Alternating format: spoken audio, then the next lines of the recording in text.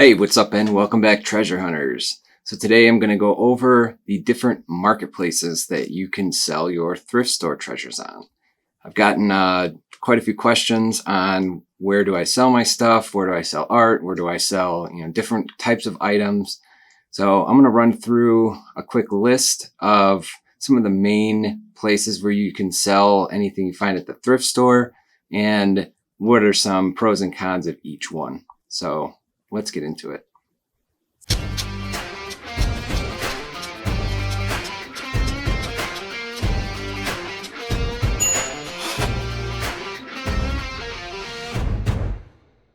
So there are numerous places that you can sell things online, especially thrift store items, and each marketplace is a bit different on what you might want to sell there, or there's different fee structures. There are different amounts of traffic, qualified traffic. There's just all sorts of different things that take into consideration when you're choosing where to sell your thrift store treasures. I mainly sell on Etsy and eBay. Those are my two main stores that I use, but you can also sell on Mercari is another one. You can sell on cherish.com, Ruby Lane, and even Facebook or the Facebook Marketplace. So those are the ones I'm going to run through real quick. First one is my main store where I do most of my selling is Etsy. And so Etsy obviously has a lot of traffic, a large community. One thing with Etsy though is unless you have a production partner or lie about the age of the item you have, you can only list vintage items. So that's 20 years or older. So it'll ask you, when was it made? And you have to select before 2003, or else you're going to have a production partner or a supplier or something in there. So fees are pretty reasonable with Etsy compared to some of the other options. It is 20 cents to list an item, but you do get 15 free listings. I do have like a premium Etsy account. It's like $5 or $10 a month or something. I get 15 free listings. So that could be an option down the road if you choose. Yeah, it's only 20 cents to list something. And then there's a 6.5% transaction fee for anything you sell. So that will come right out of the amount before it hits your account. And then there are also payment processing fees. Now, Etsy used to work on, I believe it was like PayPal or something, but now they have everything done internally. So it's all done through the Etsy payment. You can choose, when your payment gets transferred to your account, which could be daily. You can do it weekly, monthly, however you choose. Thing I like about Etsy is they are constantly improving the site, the experience. They're adding features. Like last year, they added, you're able to have a video in your listing, which is cool. You can add up to 10 photos. They just added these badges, which can separate you from, other sellers. One is a badge for shipping on time, and one is for 5-star ratings or your overall ratings. And then one is for a quick message response time. So that's within 24 hours of the first message, you at least respond to that message.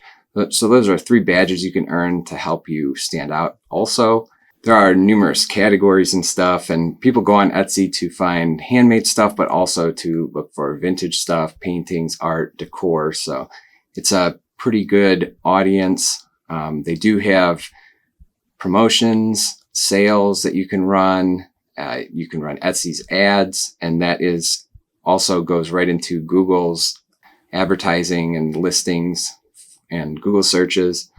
So overall, it's a really good platform. The one thing I wish they would add was the ability for someone to make an offer on something. So instead of, because I do get offers, people will message me like, hey, would you take, this for this item? And then I have to go in and, change the price and let them know and all of that. So that's one feature I wish that they did have. But other than that, Etsy has been really great. It's easy to use to list things, to interact with people and print labels and all of that. So overall, they also have a ton of tutorials. They have a lot of learning events. They just had a seminar or like a webinar on, how to use TikTok to get more traffic or sell more things. So, they're constantly trying to help their sellers, and it's just it's a pretty good setup over at Etsy. So I definitely recommend, if you're going to sell vintage items or, things like art or pottery or glass or, anything decor wise or vintage, I would definitely check out Etsy, and it is free to create a store. So the next marketplace I use is eBay, and it's pretty obvious. It's one of the biggest websites out there. One major difference with eBay is you can either sell your items at a fixed price or you can sell them at auction.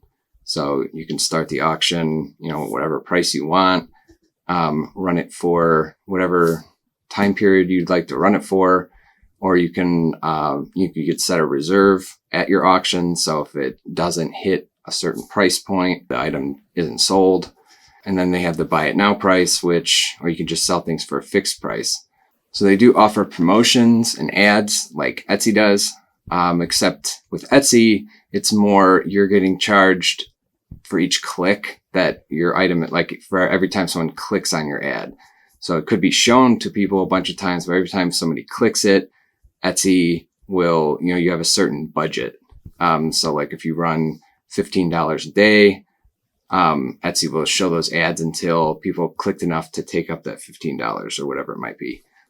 With eBay, it is for every item you set like an advertising percentage. So they'll suggest a certain percentage, so you'll show up well within the searches. And then when somebody buys your item through a promotional listing, then you're charged whatever percentage that might be. So, it's usually I haven't seen anything over 9%. So I've never seen like 10% or anything like that.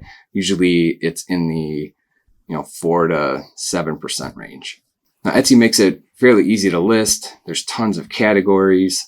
There are no restrictions beyond, the usual, firearms and that sort of thing. You can't sell on there. But, as for like modern stuff, vintage electronics, or, shoes or clothes or whatever it might be, you can sell on eBay. So there's a massive amount of traffic, and there are a ton of tutorials and different, educational things to learn how to maximize your eBay store. So the fees with eBay, they vary. So it's kind of dependent on what category your item lands in. So some categories may have lower transaction fees or, lower overall fees than other categories, but they're pretty much falls into the same around like 6 to 8%, I would say. So it's pretty in line with like what Etsy is. You can list a lot of items per month for free. So, usually you list for free unless there are options when you're listing on eBay.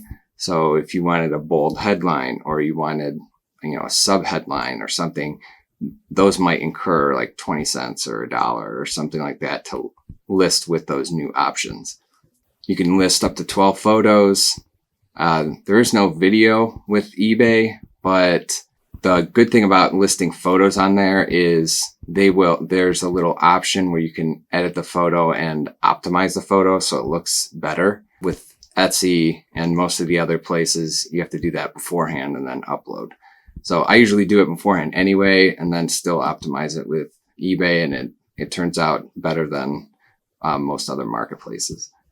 Like I said before, one good thing is you can allow offers for different items, and that goes for auctions and for just traditional buy it now listings. So you can allow for offers. You can set a automatic decline amount. So if someone doesn't offer at least like $200 for something, it'll automatically be declined.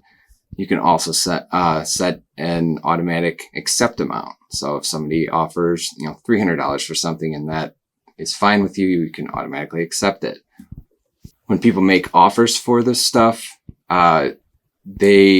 usually you have 48 hours to respond to an offer made. So if you wanted to think about it or wait a little bit, you have a little bit of time to accept the offer. One really cool thing with eBay, same thing with the shipping and stuff. It's very easy, printing labels and everything like that. But with eBay, one really good thing is their international or global shipping program. So if you say that you want to sell internationally, you don't have to worry about figuring out the price of shipping for something. That you ship it to one of their shipping stations. So like I ship to somewhere in Kentucky, and then they reroute that internationally. So it's pretty easy to use and definitely beneficial to, trying to figure out, different shipping prices and everything. So I think the biggest downside, at least in my opinion, with eBay is just the amount of traffic, and the amount of other listings. So it can be very hard to get seen. I mean, there are millions of listings and there are tons of people searching. So it can be difficult to show up for, general search terms or anything like that. So although there is a ton of traffic, sometimes, you're not going to see a ton of views on your listings if they're not optimized for the right keywords or that sort of thing. So that's probably, I would say, my biggest downfall with eBay is just, the qualified part of the traffic. Now, where I said Etsy is probably the best place to sell like vintage stuff or, the home decor, vintage paintings, art, that kind of stuff, would be Etsy. eBay is definitely probably the best place to sell anything more modern, electronics, even if it's vintage electronics, clothing, shoes, purses and that sort of thing, sports cards, those kind of items are definitely probably best for eBay. And some different items could be difficult to price. And if it's a popular item, like a sports card, say you have a, Mickey Mantle card that, you got graded or something, it might be, if you're not sure what to price it at, you can always just put those kind of things for auction because they will get a lot of views. People will watch them and you might end up making more on that item than you were going to initially price it for. But if it's more of like an abstract painting or something that probably isn't going to get a ton of views, that's probably something that you'd want to set a buy it now price for. Last thing about eBay, they do also have paid programs and, a paid seller program that offers a whole bunch of other things. They even offer a way to research prices for, items that if you're listing something and it's in your store, you can actually hit it'll say like research prices and it'll show you the average price sold of similar items and, the highs and lows and all of that. For me, it doesn't always work just because there's not a lot of, similar listings that are the same thing that I'm listing. But if you're selling like electronics or, vintage shoes or clothing or something like that, more than likely there are a lot of different sales that they can base that research on. So the next marketplace that I do sell on, but I don't sell a lot of things on there, is cherish.com. And Cherish is also free to create an account, just like the other two. And it is also free to list items. But one major difference with Cherish is everything that you list has to be approved by the people that work for Cherish. So their website is very, focused on, the vintage or, home decor and stuff. And if they don't think that the thing you're trying to sell fits well within their listings, then they'll decline the listing. So that can be a little frustrating at times. I've only had a couple things be declined and they'll give you a reason or whatever, but they do have to be approved. Usually it doesn't take more than a couple days. And they also will kind of optimize your title and make sure that all of the category and everything else is correct within your listing, and then it will go live. This whole submission process, though, can make it difficult to make edits to, listings. So if you wanted to edit something major, like a main photograph that you submitted on a listing, that's going to have to be like reapproved and take time and everything else. So that can be kind of a pain. One other thing that they do also when you submit is they'll remove the background of your main photo. You have to take a main photo that has a pretty bland background, so it's easy for them to remove, because all of their listings on their store, the main listings that they show in categories and everything else, are all transparent. So they don't have like a background behind them. Now with these, fees are a lot more expensive than Etsy and eBay, and they are kind of dependent on the final sales price. So most of the time, the fees are around 20%, depending on, I think if you sell something over $2,500, it might drop down to, 15 or 10 or something, but most of the sales are going to be 20%. So that's pretty hefty, more in line with like auction houses. One pro for Cherish is generally the traffic, or the people that are looking to buy things on Cherish are more affluent. So they'll have, they expect to pay more shopping on that website. Things are just priced higher than on Etsy and eBay. And also the traffic is more qualified. So people are looking for, specifically if you're selling vintage stuff or, art or whatever else, they're looking for that home decor or that sort of thing on Cherish. Whereas Etsy and eBay, there's, a lot more variety that people are searching for. So Cherish also allows for offers. So, you can select that people can make you an offer. And in addition to allowing for offers, one thing, when you can actually drop the price of your items, but you cannot raise the price of your items. So, if you're noticing that, something isn't selling, you can drop the price, but you have to drop it by a certain percent. I don't remember what that percent is. It's not a huge percent, but you can't drop it by like $2. You have to drop it by like 5% or 7% or whatever it is. Cherish is really good if you're going to sell any kind of furniture and you want to sell it to be able to be shipped, because Cherish actually offers a white glove shipping service, which the buyer will pay.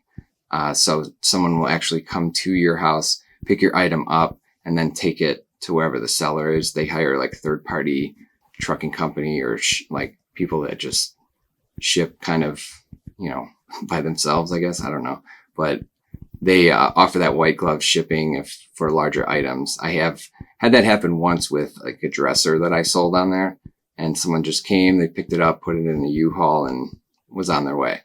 Cherish also offers, they are partnered with UPS, so they offer a Cherish like drop and go service for items under a certain size. So like super small or anything. I've shipped paintings and stuff like that through this, but you just pay a flat fee dependent on, okay, what's the size of the item? And it might cost like $15, and you just take the item right up to UPS. You give them, a couple papers that you print out, and they will scan it in and then actually package and ship the item for you. So you don't have to worry about any of that. So that's definitely worth it. And in the case of, say you're selling artwork and kind of a medium-sized painting or something, you can just take the painting right there, give it to them, have them scan it in, and then they look up the Cherish account that they have with UPS, and you don't have to pay anything or whatever, and they'll package it for you. So it's pretty nice. The downfall with their whole shipping program is they don't have a shipping calculator. So if you choose to package and ship the item yourself, you have to try and, estimate that cost. Either you offer free shipping and just kind of put, depending on what you're selling, you put that extra money onto the price tag of the item you're selling, or, you charge a shipping and handling charge, which if you kind of have to guess. If someone buys across the country, you might be eating into some profit. But if someone buys real close by, you might actually make a little bit more money from your shipping and handling charge. So that's a little frustrating. And also they have no, shipping option on the actual website. So you have to go to FedEx or, go to PayPal like ShipStation or UPS or USPS or whatever it might be, and actually like print your own label or take it to the store and then get a tracking number and enter the tracking number into the sale. So the tracking number is in there, because you will not actually receive any money until the item is at the buyer's house. So it has to be delivered, and then you'll get your payout like a day later or something. Cherish is it's a little different the way it works. It's free to list and free to use and all of that. You do have to renew your listing. I think it's like every 60 days. So they do keep the store fresh. If you don't renew your listing within that time, then it just gets paused or discontinued or taken off the site. So the next selling option I'm going to go over is Ruby Lane. And Ruby Lane is not something I would recommend starting with. One, because they do charge a monthly fee, and it's a lot more difficult to list on Ruby Lane because they're very stringent on their categories, and they review, your descriptions, and it has to be, descriptive enough. And, so they really look into every listing you put on there. You also have to have a certain minimum amount of listings in your store, and the fees can be a little bit higher. So I'm not going to get into Ruby Lane too much. If you're interested in that and you have a lot of inventory for higher end items and, higher end decor or art or something like that, it might be a good option for you. But for most, I wouldn't recommend Ruby Lane, just due to especially that monthly fee. And it's not, like $5. It's like, $40 or $50. I don't even know what it is now, but it's pretty substantial. And, I had a Ruby Lane. I tried it out for 4 or 5 months or something and only sold a handful of things. One good thing is that, just like Cherish, there is a more affluent traffic coming to the site and actually looking for that stuff. There are some sellers on there that do really well, but they have, a large following and a ton of inventory and all of that. So it takes some time to get to the point where Ruby Lane is worthwhile. So the next place you can sell is on Facebook. So you can list things on Facebook's marketplace. And I'm sure many of you have done that before. You can list it on the marketplace. You can also list it on different buy, sell, trade groups that people have created in your area. So I think, Facebook I've sold different things on there, but the thing with Facebook is most of the time people are looking for a deal on Facebook. So you're probably not going to get the highest price for something on Facebook, but it is free to list items, and you can list items like cross post across multiple groups. It is really good for, if you're looking into furniture and stuff, vintage furniture or that sort of thing, and you have a place to store the furniture. You can take cash from local people. So that's always great for tax purposes. Facebook also allows for offers and has the whole like Facebook Messenger and that whole messaging system, which is really nice. The downside to Facebook is, you really don't have like a storefront like you do with, Etsy or eBay or any of the other places. And your listings may not be super visible for a long time because, as time goes on, they get pushed further and further. And then after a certain amount of time, Facebook, will ask you if you've sold this yet or not. And then you can only renew it a certain amount of times and you have to relist it and all of that. So they do offer promotions. You can run Facebook ads for things like boost your ad or your listing. And it's really inexpensive to do that. But if you're selling locally, it might not see it ton more people in your local area. But if you are selling, they do offer shipping and stuff like that with discounted shipping labels and all of that good stuff. You can get in front of a lot more people. One thing I have noticed with Facebook that I really don't like, at least on the marketplace side of things, is the amount of like promoted ads and stuff that they throw in there. So, it's like you might see 6 little squares of, people selling things. And then there's just all these promoted ads from like websites and all this stuff. So the actual experience isn't that great. But there is obviously a huge amount of traffic and people looking. It can be hit or miss depending on what you're selling. I would definitely, seeing that it is free, fees are pretty low. It is worth throwing some things up there, especially if they're larger items that you can, just sell locally. Next one, last one I'm going to talk about is Mercari. And I actually just created a store on there just to see what it was like. The good thing about Mercari is you can basically sell anything. It's kind of good for, at least from what I've read, it's good for like clothing and that sort of thing. I did create a couple listings just to see what it was like, and it's pretty easy to create the listings and find the categories. Fees are fairly inexpensive. I think they might have been a little bit more than eBay and Etsy, but yeah, I don't have a ton of experience or pros and cons yet because I haven't sold anything on Mercari. I mean, I just created my storefront less than a month ago just to give it a shot. I'll have to need a little more time to figure out whether or not it's a good place to sell. But from what I've seen, it is good for, more modern items, clothing, shoes, and that sort of thing. So there's one more thing that you can do to sell. I would not recommend starting with it just because of the amount, like you're going to have to invest money into it. And if you don't know what you're doing, then, you're going to have to pay someone to do it, is create your own personal website. Now, they have made it a lot easier to do this. You can create a website on different platforms like Shopify or WordPress. A lot of different platforms are either very inexpensive with a monthly fee or free, but you do have to pay for a domain name, which is only like $12 a year.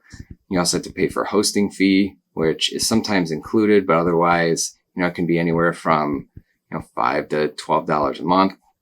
And then actually creating the website, the content, having a logo, listing your items, and making sure that the payment processing and all of that is working.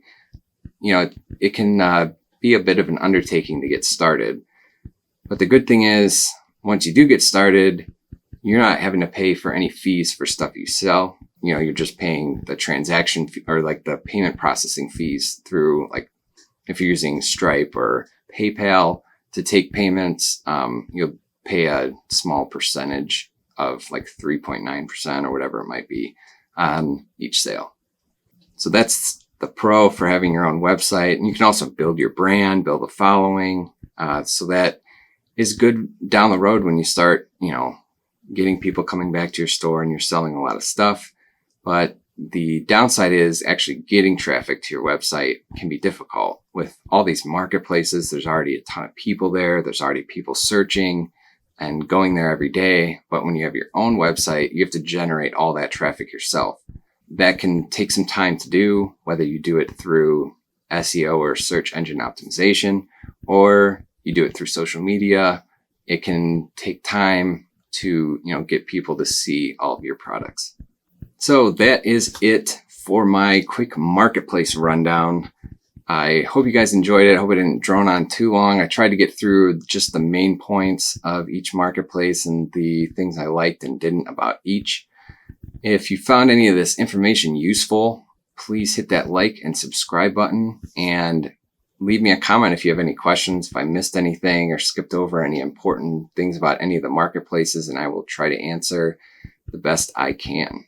I will be coming out with a video in the next day or so. I did finally find some items to purchase for my $10 thrift store challenge. I did purchase a couple items that are pretty cool. I think could be really profitable. I'm going to go over each of those, where I got them and how much I paid, and then what I have left in my budget.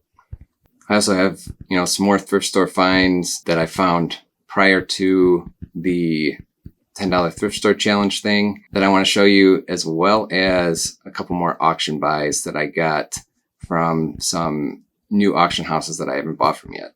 So keep on the lookout for all of that. I thank you guys all for watching. Really appreciate it. Really appreciate you guys. And if you have any questions, again, drop a comment below. If you get out there, garage sale season is about here. So try to hit those up and see if you can find something awesome. I wish you the best of luck.